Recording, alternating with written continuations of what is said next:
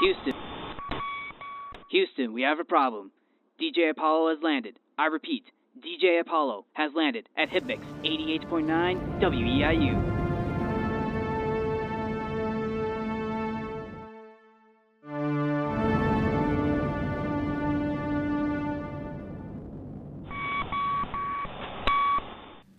You are listening to the Tales of Music and Film podcast. My name is DJ Apollo, or AKA Christian Taylor, and thank you for clicking on today's episode.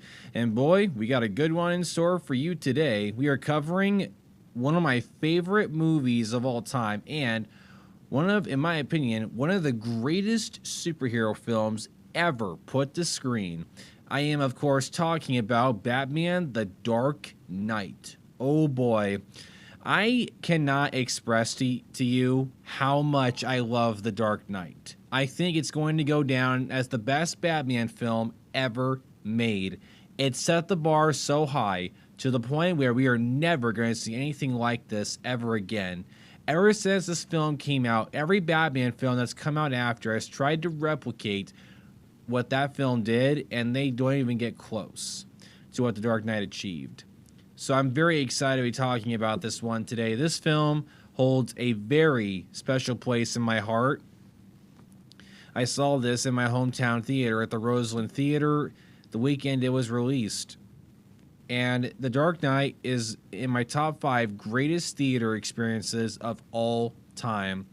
This is when my love for film really started. This film is part of the reason why I'm getting my degree in TV and video production here at Eastern Illinois University. It all started with this film. This was one of the first big films that I saw in theaters, and this film changed my life forever. I'll never forget, me and my mom and a few friends went to go see it at the theater, and after those 2 hours and 30 minutes, I was a changed human being. I just witnessed a masterpiece before my very eyes, and my love for film began. I studied every film that I watched from that point forward just because of the huge impact The Dark Knight had on me. And getting the opportunity to really dive into this film today and why I think it works so well is an amazing opportunity. So, this is how I like to do things. I want to continue by giving a brief description of the film's overall plot. With help from allies of Jim Gordon, DA Harvey Dent, Batman has been able to keep a tight lid on crime in Gotham City, but when a vile young criminal calling himself the Joker suddenly throws the town into chaos, the Caped Crusader begins to trend on a fine line between heroism and vigilantism. The film was released on July 18th, 2008. The director, the famous Christopher Nolan. The film was nominated for many Academy Awards, and Heath Ledger ended up winning the Best Supporting Actor Academy Award. The film was distributed by Warner Brothers Filmflex and Warner Brothers Pictures. Now, I want you to think about how big this film, right? Look at the box office. So, this movie was on a budget of $185 million. Guess how much it grossed? Over $1 billion at the box office. And that right there shows you people loved this movie. And I think, correct me if I'm wrong, but I think this is one of the first hero films to win Academy Awards. Dude, this film swept the entire nation. And it was just a huge phenomenon. I own a theater-used Dark Knight poster in my bedroom. I have the whole Christopher Nolan Batman trilogy on Blu-ray. These movies are incredible. And the film, it went on to win, Academy Award for Best Supporting Actor, Golden Globe Award for Best Supporting Actor, and the BAFTA Award for Best Actor in a Supporting Role. All were won by Heath Ledger. And the film won the Oscar for Best Sound Editing, so that's pretty interesting. And the cast for this film, we have a legendary cast. I'm saying this right now, man. This film has one of the best casts I've ever seen. Every single actor in this brought their A game. The roles were picked so perfectly for this film. This film, man, is the jaws of Batman. This film is lightning in a bottle. They are never going to recapture this ever again, man. And the cast was a huge reason why this film works so well. We, of course, have Christian Bale as Bruce Wayne / Batman. The late, great Heath Ledger, who played the Joker. Gary Oldman as Commissioner Gordon. Morgan Freeman as Lucius Fox. We have Aaron Eckhart as Harvey Dent, a.k.a. Two-Face. Michael Caine as Alfred. Maggie Gyllenhaal as Rachel. And Cillian Murphy as Scarecrow. And that is the main lineup for this film. And like I said, I can't express enough how amazing the cast is for this film. The chemistry between the actors in this film, I think, played a huge role in why this film was so good. And the first thing, I have a list of talking points here that I want to get into with this movie. And the first thing I want to talk about is the fact that Christopher Nolan actually took a lot of inspiration for Batman: The Dark Knight from the famous Batman comic called The Long Halloween. Like, there are scenes in this that are directly from the comic book, like when Joker burns the money with the head crime boss sitting on top of it. Like, Batman and Catwoman burn a giant pile of cash in The Long Halloween. And there's a scene in this film where Commissioner Gordon, Batman, and Harvey Dent are talking on top of the headquarters of the police department in Gotham. And that was another scene taken straight out of the Long Halloween comic. And fun fact, the Long Halloween was actually just adapted into a animated film. It's a two-parter, and it's really, really good. I highly recommend you check it out. The film did an amazing job of adapting that comic book, but when you watch that, you'll notice a lot of similarities between that and The Dark Knight. And another thing going into this film was that the Batman Begins came first. So the Christopher Nolan Batman trilogy, you had Batman Begins in 2005, and then you had The Dark Knight in 2008, and then The Dark Knight Rises in 2012. And in Batman Begins, Katie Holmes played Rachel, but she was recast for The Dark Knight. I don't know why she had to be recast. I didn't really look into why this happened, but she was recast with Maggie Gyllenhaal. And I'm saying this right now, the only negative that I have about this movie is the character of Rachel. I thought Katie Holmes did a better job playing her. Like, she seemed a lot sweeter in the first film, but in The Dark Knight, man, Rachel is the absolute worst, okay? It's just like she literally confesses that she likes Bruce at the end of Batman Begins, and then you think they're going to go somewhere. Then you cut to the next film. Apparently, she has feelings for Harvey Dent. They're going out on dates, and she still has feelings for Bruce. Just, she makes things so complicated. And then she writes a letter to him before she's killed saying that, I'm going to marry Harvey Dent. I want to spend the rest of my life with him. I'm breaking the promise that I made to you. I'm so sorry. It's just like, Rachel, talk about a cold-hearted move. It's just like, I disliked her throughout the entire runtime. Whenever she gets captured by Joker and gets blown up, like, I felt nothing. It's just like, I was so fed up with her crap. But anyway, that was the only negative part about the story, was just her character. I just found her to be super annoying. And I hate how sad Bruce was over her death. Like, yeah, man, she was your childhood friend and all, but, like, she was not that nice to you in your adult years. But don't worry, you have a better love interest coming. Catwoman in Dark Knight Rises, played brilliantly by Anne Hathaway. But anyway, yeah, I've already talked about my theater experience, man. This movie just, dude, my eyes were glued to that theater screen the whole 2 hours and 30 minutes. This movie just blew my mind. It changed me. It's just some of my favorite scenes in this film, right? So the very first scene was the opening scene where Joker's henchmen robbed that mafia bank, and Joker reveals himself at the very end and sticks a gas bomb inside the dude's mouth, and he rips the mask off. And, like, dude, that you want to talk about how to introduce a character. Holy cow, man. That sent chills down my spine. I knew from that opening scene alone what we were in for. And fun little fact, most of this film was actually shot in Chicago, which I think is pretty cool because I've been there a few times in my life. Actually, I have a personal goal. Someday in my life, I want to go to Chicago and go visit the filming locations. That'd be very cool. But a good majority of the Gotham City scenes were done in Chicago, which is pretty cool. And another scene that I love, man, oh man, this is my favorite scene in the entire film, the interrogation scene. You know, Commissioner Gordon and Batman think they've won. You know, they have Joker captured, and now all they gotta do is interrogate him and ask him where Harvey Dent is. And you think that Batman's got this, but the minute he gets in there and starts interrogating him, like, you're not interrogating him, he's interrogating you.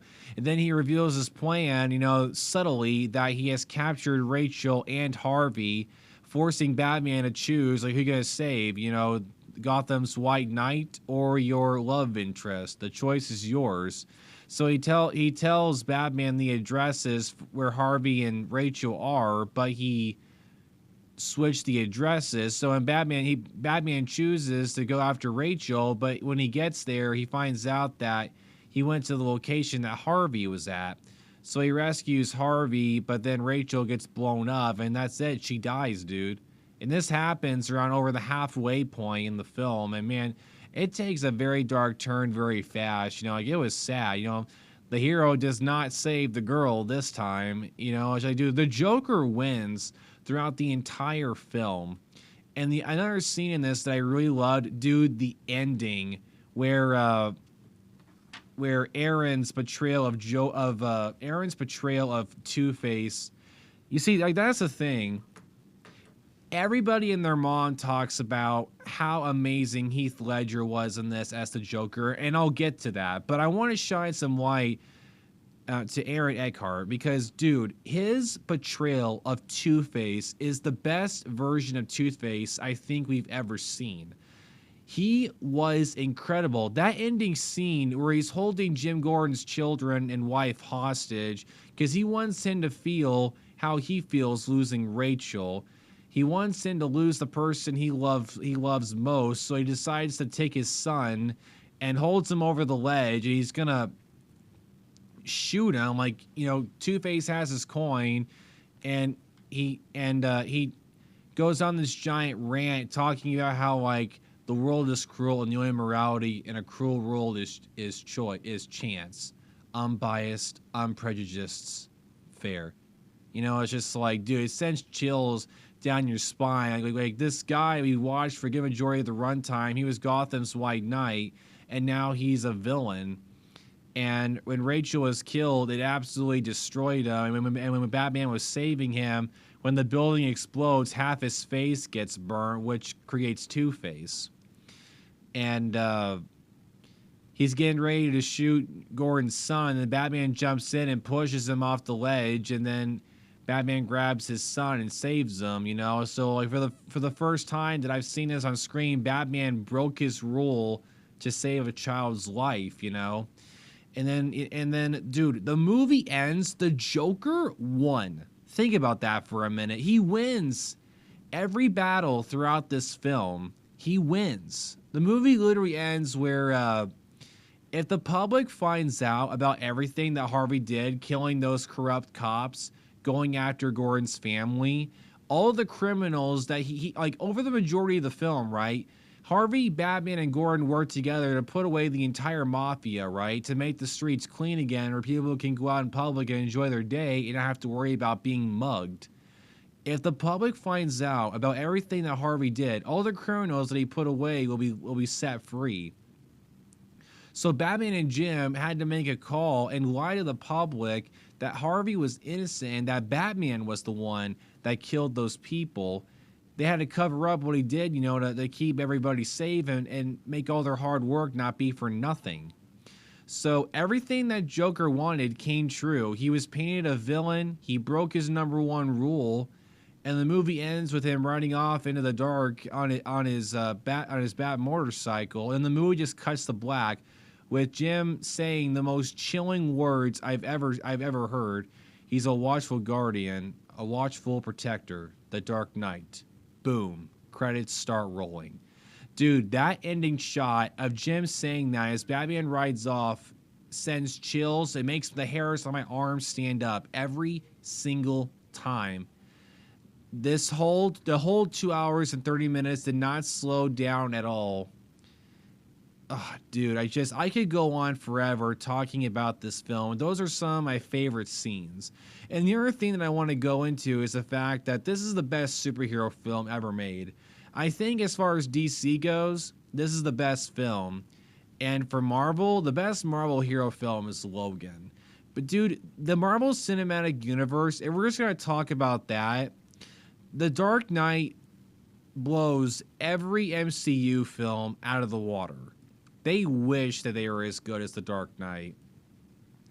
It's like what the Joker said. You know, there's literally a quote, right, in this movie that literally summarizes why Dark Knight works and why MCU doesn't. It's not about the money. It's about sending a message. Why do you think The Dark Knight won the audience over? Due to the messages it sent and its story.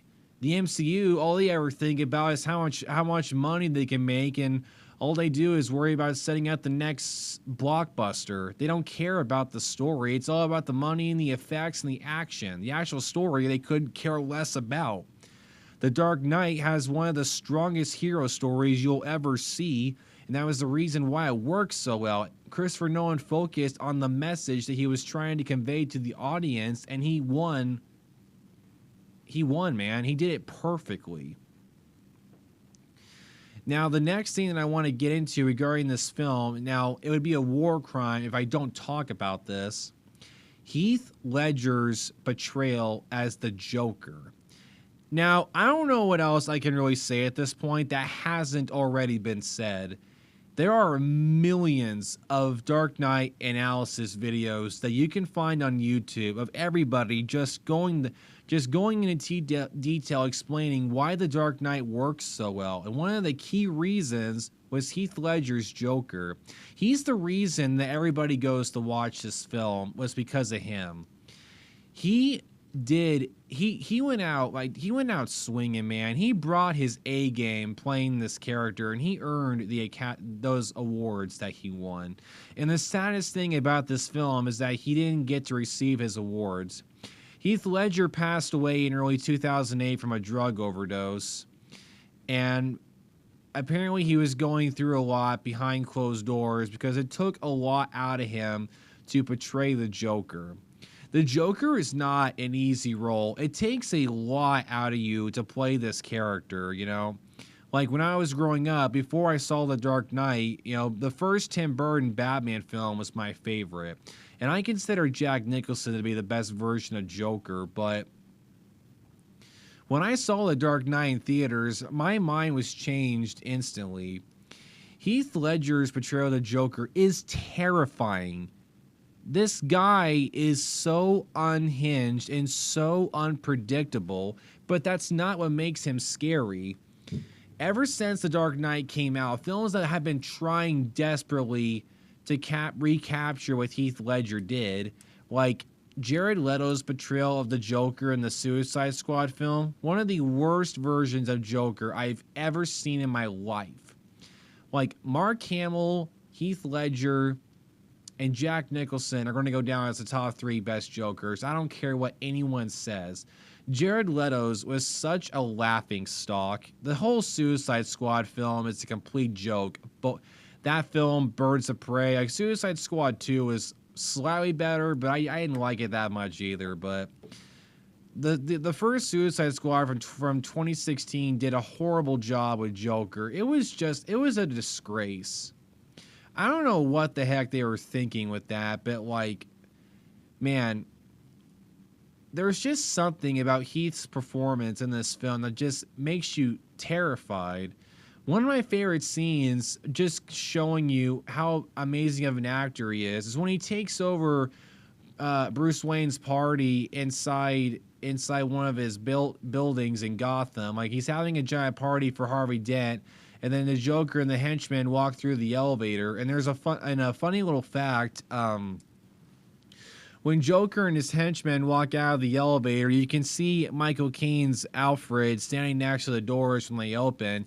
Michael had dialogue that he was supposed to say when Joker and them exit the elevator, but he stood there in complete shock because that was the very first time that he saw Heath Ledger in full makeup and costume, and Nolan just kept the cameras rolling, and that's the take that he went with. Dude, he walks in there, everybody shuts up instantly. There's like 100 people at this party, right? The minute he walks in there, like, he sets what's going on. He's in charge. He just walks in. Good evening, ladies and gentlemen. We are tonight's entertainment. I only have one question. Where is Harvey Dent? You know, it's just, he walks in there, man. Everybody is terrified. When you're walking by, everybody is just like, they're about ready to scream at the top of their lungs because this man's presence is so uncanny. And a little later on, Rachel steps in and tells him to stop. And dude, oh man, his performance in this next scene, oh, so good. He walks up. Well, hello, beautiful. You must be Harvey Squeeze, you know. And then he's like, you look nervous. Is it the scars? You want to know how I got them? Then he grabs her by her face. He's like, look at me. And he sticks the knife next to her on her cheek, and he starts telling her this fake story about how he got the scars, you know. And it's just like, the camera is slowly doing a 360 around them the whole time. And dude, his performance in this scene was so incredible. And another little fun fact about this is that him grabbing Maggie Gyllenhaal's face was not in the script. If you pay attention to this scene, you can see her looking over at the camera crew, looking at Nolan like, can we cut, please? I don't like, she's extremely uncomfortable because apparently that's not how the scene was supposed to roll, but Nolan left the cameras running, and that's the cut that he went with. And you'll know there's a lot of things in this film that weren't planned that happened, and he kept them in. And dude, it's just like, you can just hear in Heath's Joker voice, it's just like, dude, this guy is unhinged. He's about ready to blow a gasket, you know? He's so unpredictable and just terrifying, you know? And it's just never one of those things that just talking about it just will not do it justice.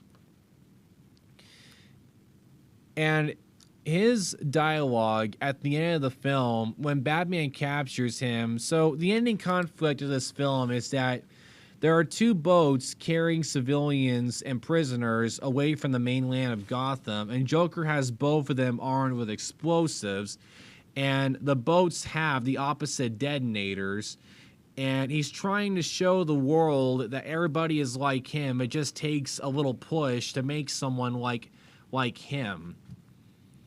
And both fairies decide not to blow each other up, and Batman captures Joker, has him dangling from a line over the building, and Batman thinks that he won, but Joker just sitting there laughing like, bro, you lost. I won way before this, because he reveals that he took Gotham's White Knight and brought him down to our level, and dude, the way he says this line, I get chills every single time.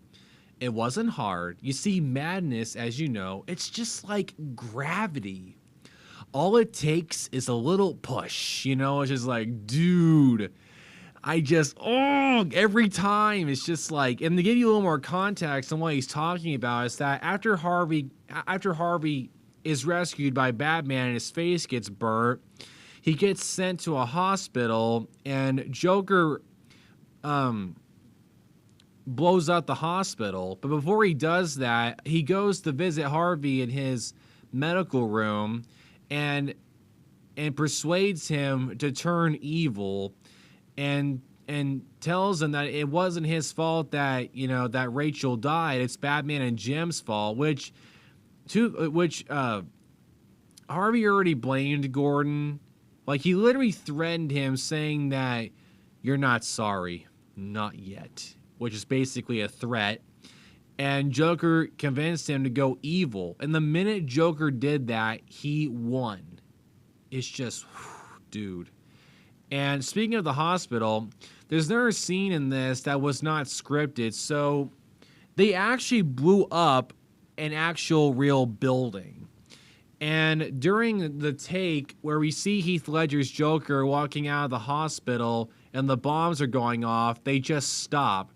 And Joker stands there for a minute, fidgeting with the detonator, pressing the button over and over again until the bomb goes off. Then he gets inside a bus and it drives away. In the script, that wasn't supposed to happen, him staying there fidgeting with the detonator, but Heath made it work and they kept it in. And it's just like, that just shows you how great of an actor he was, being able to improv that and make it work. It seemed like something that was such in character. And I'm telling you right now, this film, I cannot believe it. This movie is about 15 years old at this point. And 15 years later, this movie still holds up like so well. And just the impact this film has. Like, there are millions of reaction videos of people reacting to this movie for the very first time. And every single one of them, they're just completely starstruck. Like, it's so cool that 15 years later, this movie is still blowing people's minds. I love it. And another scene, right, that I absolutely loved in this was on this main street in Chicago where Joker is going after Harvey Dent. Or you see, Batman and Harvey came up with this plan. Well, Harvey did this all on his own. Batman was going to turn himself in to stop Joker from killing more people, and Harvey was not going to let that happen. So he had a press conference revealing to the world that he's Batman. Like, he's lying, but he's doing this so that Batman can't turn himself in.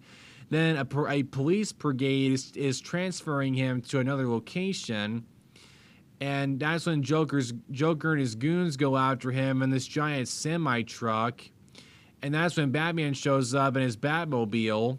But the Batmobile gets destroyed because Joker fires an RPG rocket at it. Then we get this amazing scene where Batman turns the vehicle into a motorcycle and he drives after Joker in his giant semi-truck. And then here comes one of my favorite scenes in the film where Batman, they have like this little charge at one another, and Batman shoots these cables at the semi-truck, drives underneath them and attaches them to a couple of street poles. And Joker's goons, like, he missed. Then I know where the cables stop moving. And then within a millisecond, the semi-truck fully gets flipped upside down, which was a real stunt they did, by the way. They literally flipped a giant semi-truck. How crazy is that? You want to talk about practical effects in this?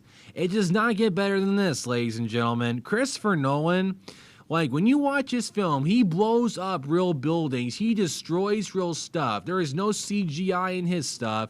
He brings the real deal, and that's why I love his work. And then what follows is one of my favorite Joker scenes where Joker is literally standing in the middle of the street with a machine gun, and Batman is driving towards him on the motorcycle, and Joker just standing there, hit me, come on, hit me, because he knows that Batman's number one rule is that he will not kill anyone, and he uses that to his full advantage the entire film. So it's another reason why Batman The Dark Knight works so well, is that Joker is the perfect villain for Batman. He attacks Batman's greatest weaknesses, which is the people he cares about and the fact that he will not kill.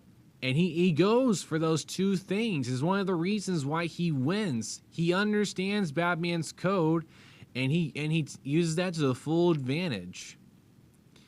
And another main talking point that I wanted to bring up about why the film works so well is that it does an amazing job of balancing out the villains. And what I mean by this, so if you think about it, we have about 3 main villains in this. We had Scarecrow in the opening, and then we had Joker and Two-Face, and then the mob. So we had like 4 different threats, right, in the film's whole runtime. And Christopher Nolan found a way to perfectly balance out the threats.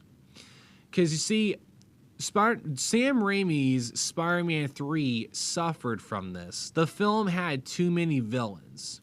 So in Spider-Man 3 by Sam Raimi, which came out in 2007, the year before Dark Knight, it had Sandman, Harry Osborn's Green Goblin, and then Venom. And a lot of the fans complained, and they had a fair point, that the film had too many villains. Because in Sam Raimi's original script, he was not going to do Venom at all. But he was forced to put Venom in there because they wanted to sell more toys. And Venom was a very famous character. So they weren't caring about the film. They were just worrying about increasing their toy sales. You know, of course, companies, they have to do that. So they forced Sam Raimi to put Venom in there. Originally, it was just Sandman was going to be the main villain, and Harry was going to be a side villain, and his story was going to be wrapped up. But them forcing Sam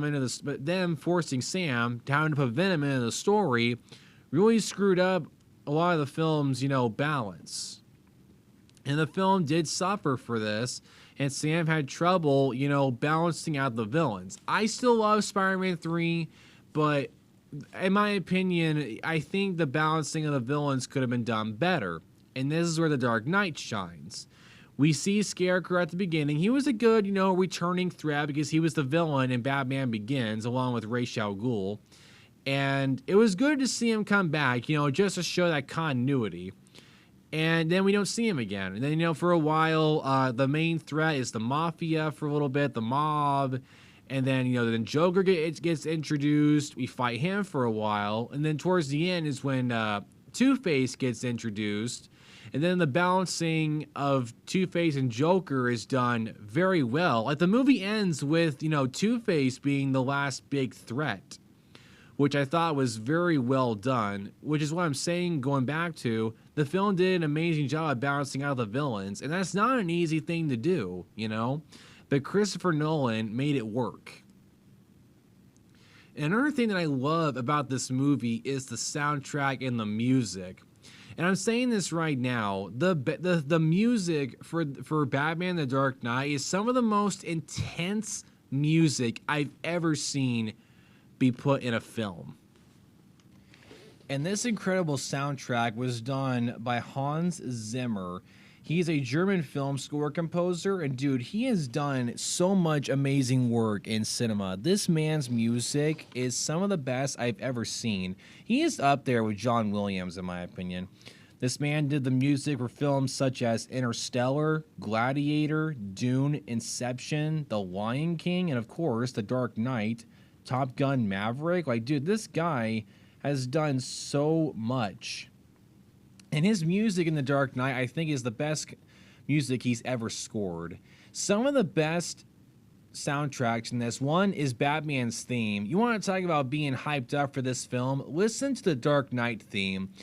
It will get you hyped for this movie. And I'm telling you right now, the most intense piece in the whole soundtrack is Joker's theme called Why So Serious, which is a quote he says a few times in the film, and they actually use that on some of the promotional material.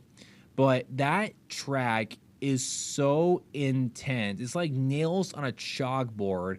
It's like you're listening to a ticking time bomb. It's like the string is getting thinner and thinner and thinner, and it snaps. Like, dude, the music builds up, and the scene that theme is used in was the interrogation scene where Batman is beating up Joker. And I want to dive into that scene for a minute because it's one of my favorite scenes in the entire film, because It's just like that whole sequence. Like another fun fact about it. Well, I don't know if you call this fun, but Christian Bale actually hits Heath Ledger in the face several times. Heath Ledger told him he wanted this scene to be as real as possible. So he told Christian Bale, I want you to actually hit me. So every time you hear the sound effect of Christian Bale's fist hitting Heath Ledger, right, that's him actually punching him. That's real. And, the whole thing starts calm, The scene literally starts with, Joker's sitting in the interrogation room all by himself. The lights are off. Jim sits there and does the interrogation in a nice way. It doesn't work. He's like, if we're going to play games, I'm going to need a cup of coffee. The Joker's like, the good cop, bad cop routine. And Jim's just like, not exactly. Leaves the room. Joker just sits there. Then out of nowhere, the lights turn on. Batman is standing there right behind him. He bashes the Joker's head on the table. And Joker's response after that, I find this so funny. He's just like, never start with the head. The victim gets all fuzzy. You can't feel that. And then Batman just punches his hand. He's just like, see? It's just, it's so good, man. You can find that whole scene. It's like 5 minutes, but it feels like 10. That is my favorite scene in the entire film. It starts off, Batman thinks that he's winning. Then out of nowhere, Joker, he tells Batman, the whole reason why he's doing everything. You see, these people and their morals, their code, it's a bad joke. Dropped at the first sign of trouble. They're only as good as the world allows them to be. I'll show you. When the chips are down, these civilized people, they'll eat each other. You see, I'm not a monster. I'm just ahead of the curve, and then, dude, the dialogue in that whole scene is so good. And you can tell I've watched that a couple of times. I could recite that whole scene from memory right here and now. Then Batman grabs him from across the table, slams him against the wall to get him the talk. And that's when he reveals to Batman that he captured Harvey and Rachel. And then Batman throws him on a table, grabs a chair, and shoves it against the door so the police can't get into the room. Then he grabs Joker, and he just starts beating the crap out of him over and over again. Every time Batman hits him, Joker, he just laughs harder and harder. And then he's just like, there's nothing you can do. Nothing to do with all your strength. You can hit me as long as you want. I'm not telling you anything. It's so scary. Because the more he hits him, the harder he laughs. Pain means nothing to him. And it's just, dude. It goes from 0 to 100 instantaneously in those 5 minutes. Oh, man, dude. This whole movie, I'm telling you, if you have not seen this, I highly recommend you check this movie out. I actually got to see this on the big screen twice. I believe back in 2018 or 2019, the film was re-released to celebrate an anniversary or something. Or the theater in Hillsborough brought it back in 2019. And then me and my best friend Jonathan and Benny, we went to go watch it. And our friend Rob went with us too. And dude, I cannot express how amazing it was to see it on the big screen again. It felt like I was a little kid again in the Roseland Theater back in 2008. The movie, after seeing it on the big screen again, all four of us were walking out of that theater. We were all saying the same thing. All these years later, the film still holds up. I think the meanings and the messages that this film talks about are just as important now. Heck, I would even go as far and say they're more relevant now than it was then. And that just shows you the mastery of Christopher Nolan. I think everybody involved in the making of this film brought their A game. There is nothing other negative I can really say about this film. This film is a masterpiece, and I don't like using that word a lot. But in this instance, Batman the Dark Knight is one of the rare examples where I think it is as close to a perfect film as you can make, just like with Jaws, for example. One of the few films that I've seen that I would say is perfect. If you were to ask me, is there anything you think could have been improved upon with this film? I would just say no, I don't think so. It's just, dude, everybody involved in this worked their hearts out, and my gosh, did it pay off. It's amazing. and I need to rewatch this again. I haven't seen the Dark Knight trilogy in a while. I will definitely have to find time to sit down and rewatch all three of them again, because even now, every time I watch those films, it feels like I'm watching them for the very first time. They're going to go down as the best Batman films ever made. Now, look, I'm going to be the first to admit this. I think the new Matt Reeves Batman with Robert Pattinson, I think it did an amazing job. It got close, but The Dark Knight, in my opinion, is still better than the new Batman film with Robert Pattinson. I still liked it, though. I'm very excited to see the sequel to that. But no matter what happens in the near future, The Dark Knight will always be, in my opinion, the best Batman film. And that is going to wrap it up for the covering of Batman The Dark Knight. I hope that you enjoyed this recording. I'm so happy that I got an opportunity to talk about this film. I love this film to death. And if I ever get a future girlfriend down the road, we will have a date night where we will watch a couple of films. One of them will be The Dark Knight. So thank you for listening to this recording. I hope you have an excellent rest of your day. And until next time, my name is DJ Apollo, and you are listening to the Tales of Music and Film.